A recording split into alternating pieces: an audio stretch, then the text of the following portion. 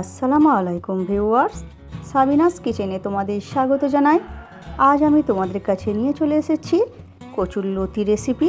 এইভাবে তোমরা একবার বানিয়ে দেখো। Aha. Yes.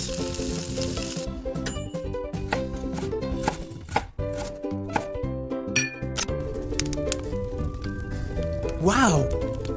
আমি এখানে কচুরলতি ভালো করে ছিলে পরিষ্কার করে নিয়েছি, আর এখানে আলু সরু সরু করে কেটে রেখেছি, আর পেঁয়াজ বেশি করে কেটে রেখেছি। এখানে 2 চামচ কালো সর্ষে নিয়ে 2টো লঙ্কা দিয়ে আমি কাঁচা লঙ্কা দিয়ে বেটে নিচ্ছি। কাঁচা লঙ্কা অবশ্যই দিতে হবে, নাহলে সর্ষের তেতো হবে। এরপর আমি কড়াইতে সর্ষের তেল দিয়ে পেঁয়াজগুলো দিয়ে দিচ্ছি।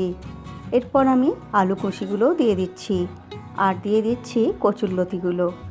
সব কিছু দিয়ে আমি এবারে কিছুক্ষণ ভেজে নেব। ভেজে নিলে সবজিটা খেতে খুবই ভালো লাগবে, তাই তোমরা অবশ্যই আলু ও কচুরলতি কিছুক্ষণ ভেজে নেবে। ভেজে নেওয়ার পর আমি পরিমাণ মতো লবণ দিয়ে দিচ্ছি, 1/2 চামচ লঙ্কা গুঁড়ো, 1/2 চামচ হলুদ গুঁড়ো, আর দিয়ে দিচ্ছি 1 চামচ ভাজা ধনে গুঁড়ো। সব কিছু দিয়ে এবারে আমি কষাতে থাকবো। আমার রেসিপিটি তোমাদের এই পর্যন্ত পছন্দ হলে একটা লাইক করে দিও। পরবর্তী রেসিপি কী পেতে চাও সেটাও কমেন্ট করে জানিও। এরপর আমি সরষের পেস্টটা দিয়ে দিচ্ছি, দিয়ে এরপরে আবার আমি কষাতে থাকবো। কিছুক্ষণ ভালো করে আমি কষিয়ে নেব। অল্প অল্প করে পানি দিয়ে আমি কষিয়ে নেব কিছুক্ষণ। কষানোর পর এরপরে আমি পানি দিয়ে দিচ্ছি। পানি দিয়ে এরপরে ভালো করে নেড়ে দেব, নেড়ে দিয়ে ঢেকে হতে দেব।